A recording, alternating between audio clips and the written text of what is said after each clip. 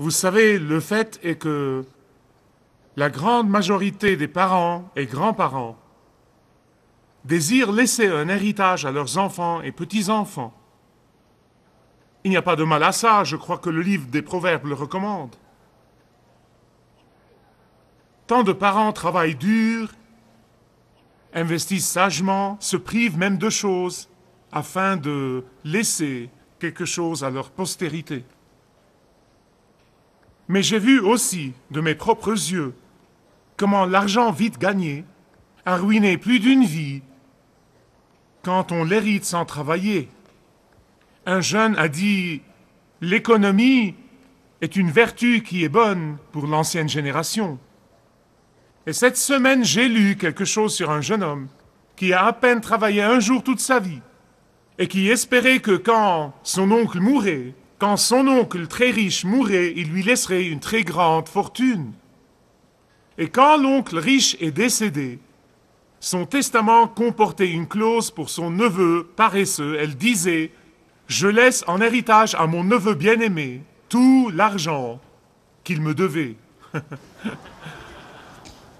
Qu'il a été désenchanté. En fait, c'était mon cher ami Roy Ludwig, le feu Roy Ludwig, qui disait tout le temps que c'est un vrai désastre de laisser à vos enfants un héritage financier sans leur laisser un héritage spirituel. C'était bien dit. Il me manque vraiment. Le deuxième commandement n'est pas seulement une mise en garde contre l'adoration de Dieu de la mauvaise façon, mais aussi contre passer cette mauvaise adoration à la prochaine génération. Ce deuxième commandement parle en fait, il parle d'adorer le Dieu juste de la bonne façon. Il y a tant de gens qui adorent le Dieu juste de la mauvaise façon. Je vous prie donc d'ouvrir vos Bibles au deuxième commandement dans Exode chapitre 20. Il y a 4 parties dans le deuxième commandement.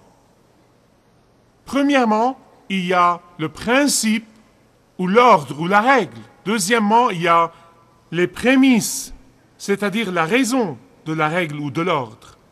Troisièmement, il y a la prémonition, l'avertissement. Et quatrièmement, il y a la promesse. Voilà, le principe, les prémices, la prémonition et la promesse. Croyez-moi, j'ai travaillé dur sur ce message. Et j'espère que vous le notiez, notez-le. Le principe est vraiment très simple. Il est très simple. Tu ne feras point de représentation de Dieu, que ce soit une représentation faite à la main ou créée dans ton imagination. C'est aussi simple que ça. Ne faites point de représentation de Dieu ou n'importe quoi d'autre qui remplacerait Dieu dans votre cœur et dans vos pensées. Ne me comprenez pas mal, car il y a une différence énorme entre créer des œuvres d'art et se prosterner devant ces œuvres d'art. Il y a une différence énorme entre le talent artistique et l'idolâtrie.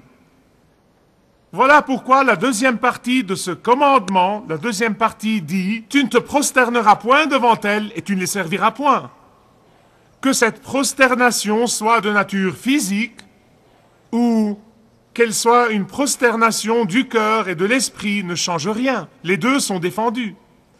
Il y a des gens qui idolâtrent leur chef spirituel ou leur pasteur ou leur professeur et en font une fausse représentation de Dieu. C'est de l'idolâtrie, c'est un péché. Les pasteurs et les professeurs ne sont que des serviteurs du Dieu vivant et des conduits et des instruments de Dieu. Ils ne sont pas censés être une représentation de Dieu et c'est un péché de les idolâtrer. Puis il y a d'autres qui idolâtrent les traditions et se prosternent au temple des anciennes traditions. Je parlais aux nouveaux membres de l'Église la semaine dernière. Ils me posaient des questions et je leur expliquais qu'il y a beaucoup de personnes qui idolâtrent parfois les vieux cantiques. C'est vrai, ils en font des idoles et en deviennent franchement obsédés. Beaucoup de ces vieux cantiques étaient des mélodies qui venaient directement des bistrots ou qui venaient des bars de l'Angleterre. Et ces mélodies ont été prises par des hommes pieux qui ont écrit des paroles chrétiennes qui vont avec leur musique. Pourquoi? Pour que cette musique soit familière aux ivrognes qui viennent au Christ et à l'Église. Ils ne voulaient pas leur donner une musique qu'ils ne comprennent pas. Donc, au lieu de chanter les cantiques grandioses, des cantiques majestueux, ils chantaient des airs qui disaient à l'origine « Alcool, apporte-nous de l'alcool ». Nous avons tellement idolâtré ces vieux cantiques, et ce n'était pas le désir de leur écrivain originaire. En fait, ils se retourneraient dans leur tombe s'ils savaient ce qui arrivait. Voyez, Charles Wesley, l'un des grands poètes de cantiques, et Isaac Watt, ces deux hommes écrivaient en fait pour leur génération, de même que Mark Miller et Matt Redman et Don Moen écrivent pour notre génération. Nous devons toucher notre génération de même qu'ils ont touché la leur. Donc, veillez à ne pas les idolâtrer. Ne le faites pas. Il y a beaucoup de gens qui font des idoles de certaines traductions de la Bible. Je n'oublierai jamais au début des années 70, quand j'étais un ministre jeune et inexpérimenté. Et j'ai commencé à utiliser la version standard révisée. Maintenant, elle est ancienne, mais elle était nouvelle à l'époque. Et je me souviens qu'une dame me harcelait en me disant tout le temps « Tu pèches contre Dieu en n'utilisant pas la traduction King James. » Alors un jour, je lui ai dit « Sais-tu que le roi James est un vaurien ?» Elle m'a dit « Ça m'est égal. » Finalement, j'ai essayé de toutes les manières. J'ai essayé d'être aussi patient que je le pouvais. Et je n'étais pas très patient à l'époque, mais j'ai vraiment essayé autant que je pouvais. Et finalement, elle m'a regardé dans les yeux et elle m'a dit « Écoute, si c'était assez bon pour Saint Paul, c'est assez bon pour moi. » Eh bien, je suis sûr que c'était une bonne nouvelle pour Saint Paul, comme quoi il parlait l'anglais sans le savoir. Écoutez-moi bien, s'il vous plaît. J'ai le cœur qui se serre à cause de ce que je vois dans l'Église de Jésus-Christ, à cause de ces fausses représentations qui empêchent les gens de chercher la gloire de Dieu, de focaliser sur la parole de Dieu. Ça me fend le cœur, croyez-moi, de voir les chrétiens se faire toutes sortes d'idoles. Ils idolâtrent les institutions, ils idolâtrent les pasteurs, ils idolâtrent les dénominations et ils croient vraiment qu'ils adorent le vrai Dieu. C'est tout ce dont parle le deuxième commandement. Saviez-vous que quand les Israélites ont vu que Moïse tardait à descendre de la montagne et qu'il voulait adorer une idole, ils se sont assemblés auprès d'Aaron et ils l'ont manipulé. Et il était faible, il n'a pas résisté. Et il a finalement accepté, ils se sont fait une idole, un veau. Quand ils ont fait ce veau, ils n'étaient pas en train de l'adorer, pas vraiment. Ils adoraient Jéhovah. Ils se sont dit, qu'est-ce qui représenterait Dieu? Qu'a fait Jéhovah? Il nous a fait sortir d'Égypte à main forte. C'est un Dieu de force. Qu'est-ce qui représente la force? Le veau représentait la force pour eux. Donc ils ont apporté leur richesse, ils ont apporté leur or et leur argent, et ils se sont fait une image de veau d'après leur conception de leur sortie d'Égypte. C'est ce qu'ils croyaient, que le veau représentait la force, et ils ont dit c'est Jéhovah qui t'a fait monter du pays d'Égypte. Ils n'adoraient pas le veau, ils adoraient une représentation de Jéhovah et causaient la plus grande peine à Dieu. Les gens adorent partout des représentations de Dieu, et la tragédie, mes amis bien-aimés, c'est qu'ils pensent qu'ils sont en train d'adorer Dieu, alors que Dieu a dit « Ne faites pas d'idole, n'ayez aucune personne ni aucune chose pour me remplacer et se tenir à ma place. » Eh bien, c'est le principe. Et qu'en est-il des prémices de ce principe? Quelle est la raison de ce commandement? Savez-vous quelle est la raison derrière ce commandement? L'amour de Dieu. C'est la raison. L'amour de Dieu. L'amour de Dieu. Tu ne te prosterneras point devant elle. Pourquoi? Car moi, l'Éternel, ton Dieu, je suis un Dieu d'amour? Non, un Dieu jaloux. Eh bien, certains de vous sont déjà perplexes, je peux le voir mentalement. Je lis vos pensées. Amour, jalousie, est-ce que Michael confond les deux? Veux-tu nous dire que Dieu interdit l'idolâtrie ou toute représentation de lui parce qu'il est un Dieu jaloux? Comment peux-tu confondre l'amour avec la jalousie? N'est-ce pas que nous disons que la jalousie est mauvaise? Vous le dites peut-être, mais la vérité c'est que la jalousie n'est pas mauvaise. Je sais que ces propos vous déconcertent encore davantage. Vous dites, mais comment? Parce que dans le sens le plus profond du mot, la jalousie n'est pas mauvaise. La jalousie est une vertu. Ce n'est pas parce que nous confondons les deux et prenons l'envie pour la jalousie que la jalousie devient mauvaise. Nous employons souvent le mot jalousie pour signifier vouloir quelque chose que quelqu'un d'autre a, alors qu'en réalité ce n'est pas vrai, c'est de l'envie, c'est de la convoitise, ce n'est pas de la jalousie. Nous employons souvent le mot jalousie pour signifier vouloir nous emparer de quelque chose qui ne nous appartient pas. Et nous disons tout le temps, je suis jaloux d'un tel, je suis jaloux, je veux. Non, non, non, non, non, non. Vous ne comprenez pas la jalousie. Vous ne comprenez pas ce mot. En fait, employer le mot zélé ou zèle le rendra plus clair pour vous. Le mot zélé ou jaloux ou zèle veut dire, écoutez attentivement, voilà la définition. Il veut dire garder ce qui est légitimement à vous. C'est ce qu'il veut dire. C'est garder ce qui est légitimement à vous. Écoutez, c'est le sentiment de Dieu envers vous. C'est son sentiment envers vous. Il est jaloux quand il vous voit sous l'emprise de quelque chose d'autre. Quand il vous voit sous l'emprise de quelqu'un d'autre. Et Dieu devient très jaloux. Que ce soit la bigoterie ou la tradition, que ce soit l'adoration de soi, que ce soit les biens matériels, ou que ce soit l'amour de soi, ou vos idées et vos opinions, quoi que ce soit, vous seuls savez ce qui sont pour vous. Dieu est intensément jaloux, il est intensément zélé. Pourquoi? Écoutez-moi, parce que l'engagement de Dieu envers ses enfants est un engagement absolu. Parce que l'amour de Dieu pour ses enfants est un amour exclusif. Parce que Dieu est passionné de vous. Le saviez-vous? Dieu est passionné de vous. Et c'est pourquoi il devient jaloux quand vous vous souciez davantage de ce que vous aimez et ce que vous n'aimez pas que de sa gloire. Il devient intensément jaloux quand vous êtes plus amoureux de vous-même que de lui. Il devient intensément jaloux quand vous êtes plus amoureux de vos possessions que de lui. C'est pourquoi il est intensément jaloux.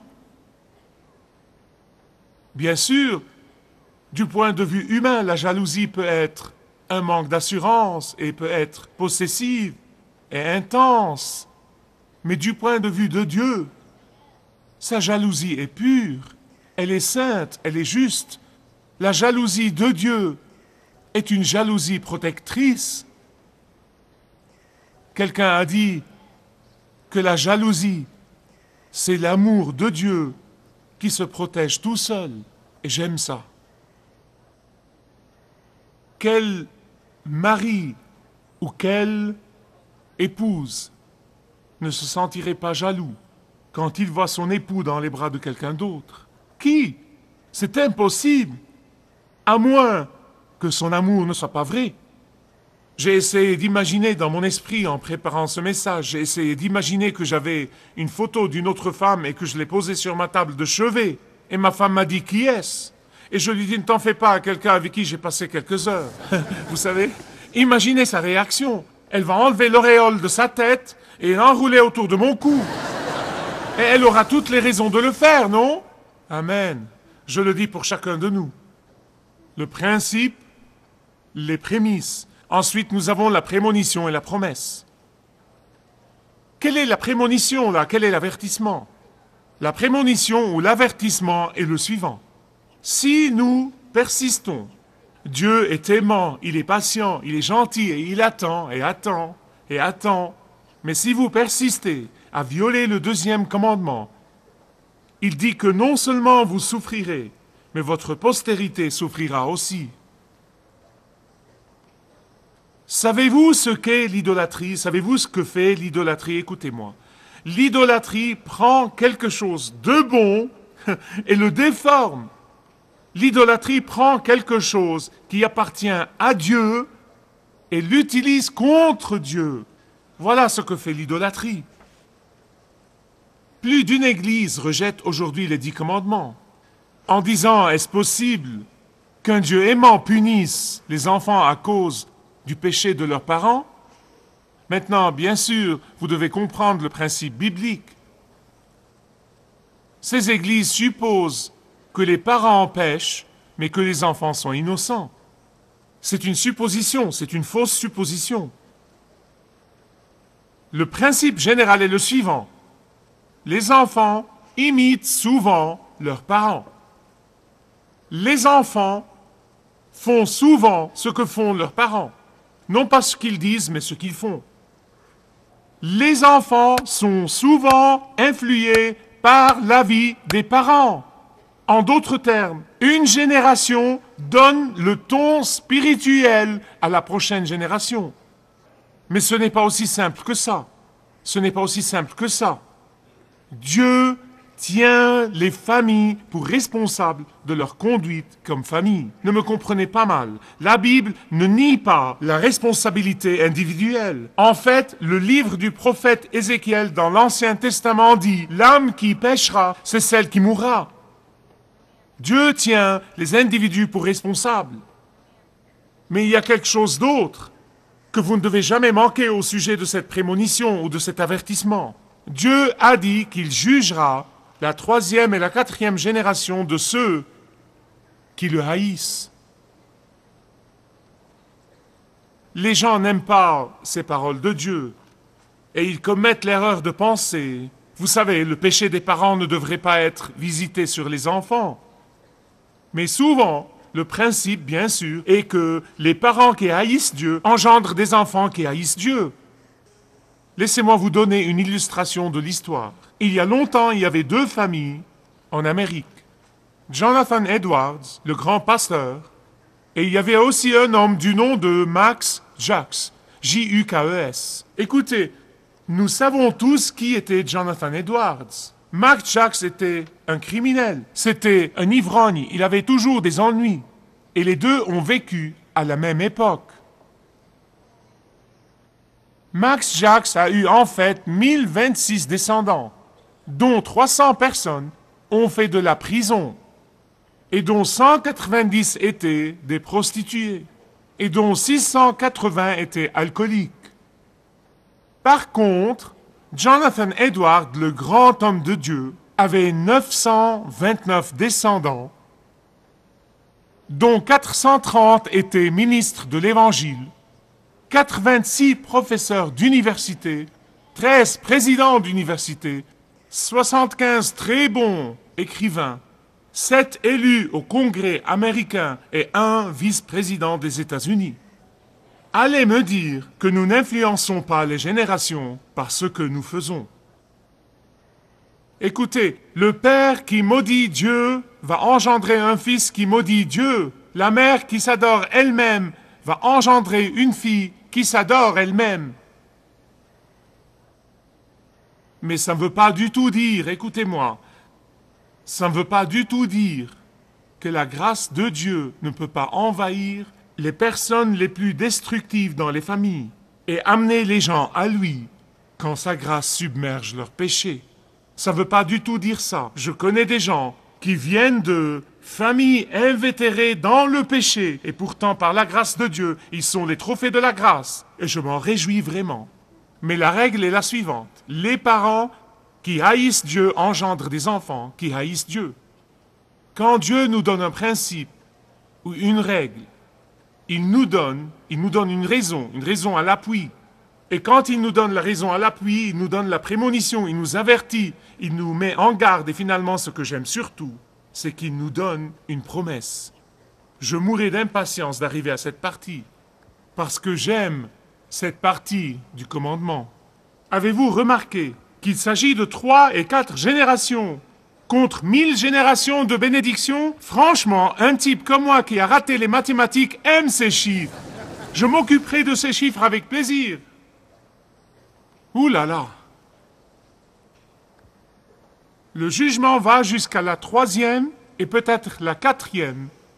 Mais la grâce et la bénédiction vont jusqu'à 1000 générations. Pourquoi y a-t-il un tel contraste? Pourquoi ce contraste? Écoutez-moi, quand je l'ai compris au cours de la semaine, j'ai eu un réveil spirituel. C'était la bénédiction la plus incroyable.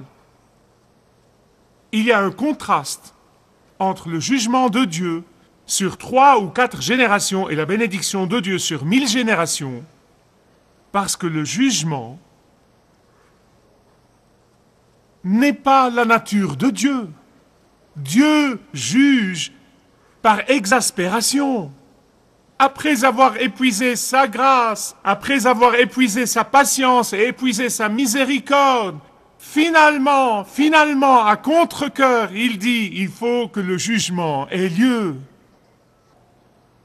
Non pas qu'il s'en réjouisse, non pas qu'il l'aime, non pas qu'il le fasse par caprice, ou par colère, ou par haine, non. Oh, mais la grâce, c'est sa nature, c'est sa nature. Et c'est là d'où vient le contraste. 3e et 4e génération contre 1000 générations. Laissez-moi vous dire une chose, mère et père, grand-père et grand-mère, écoutez-moi s'il vous plaît. Cette promesse devrait vous inciter à vous soucier davantage de laisser un héritage spirituel à vos enfants et petits-enfants que de leur laisser un portefeuille diversifié. Cette promesse de Dieu devrait vous inciter à laisser à vos enfants et à vos petits-enfants un héritage de passion pour Dieu et non pas pour la propriété. Cette promesse devrait vous inciter à leur laisser un modèle d'amour pour Jésus-Christ et non pas pour l'argent. Cette promesse devrait vous inciter à chérir les promesses de Dieu au profit de vos enfants et petits-enfants plus que tous les trésors et les biens terrestres réunis. Vous dites, Michael, que devrais-je faire maintenant? Laissez-moi vous raconter un incident historique qui vous aidera à comprendre en profondeur, comme j'ai compris et comme je comprends, le 2e commandement. Quand les musulmans ont envahi l'Inde, ils l'ont envahi sous le commandement d'un général nommé Mahmoud Ghazani. Et en traversant l'Inde, ils sont entrés dans un temple hindou, très célèbre alors. Et comme ils entraient dans ces temples hindous, ils détruisaient les idoles à droite et à gauche. Et les prêtres hindous sont venus voir le général, ils l'ont imploré, ils l'ont supplié. Ils ont dit, s'il te plaît, nous ne savons pas pourquoi, mais ne touche pas à cette idole particulière. Quoi que tu fasses, n'y touche pas, s'il te plaît. Nous ne savons pas pourquoi, mais nous te supplions, ne touche pas à cette idole. Mais il ne voulait rien écouter. Et au lieu d'épargner l'idole, il l'a martelée à plusieurs reprises. Puis soudainement, l'idole s'ouvre brusquement et un flux de pierres précieuses tombe en cascade de son intérieur creux. Il ne savait pas pourquoi. Mais maintenant il savait. Mes amis bien-aimés, laissez-moi vous dire une chose. Êtes-vous prêts à m'écouter comme je m'apprête à clôturer? Je veux vous dire, d'après mon expérience de première main, dans ma propre vie, que chaque fois que vous martelez ou que vous portez un coup à l'une de ces idoles que vous chérissez vraiment dans votre vie, votre bénédiction sera plus grande que vous ne pouvez l'imaginer. Chaque idole que vous détruisez dans votre vie vous apportera d'énormes trésors de grâce et de bénédiction de la main de Dieu. Chaque idole que vous chérissiez et que vous martelez et brisez vous donnera un flux d'exaucement de prières que vous attendiez depuis longtemps. Car dans certains cas, Dieu diffère ses réponses aux prières jusqu'à ce que vous mettiez une fin aux idoles dans votre vie, quelles qu'elles soient. Vous seuls savez ce qu'elles sont, et vous seuls pouvez dire, « Seigneur Jésus-Christ, avec ton pouvoir et ta force, je porte un coup à ces idoles dans ma vie. Je ne les laisserai pas gouverner ma vie, je ne les laisserai pas dominer ma vie, je ne les laisserai pas dominer mes pensées, je ne les laisserai pas me voler la bénédiction que tu as pour moi. Amen. » Si vous désirez connaître Dieu d'une manière personnelle, demandez le livret « Retrouvez la joie que vous avez toujours désirée » et vous pourrez découvrir l'amour de Dieu pour vous et apprendre comment expérimenter son pardon.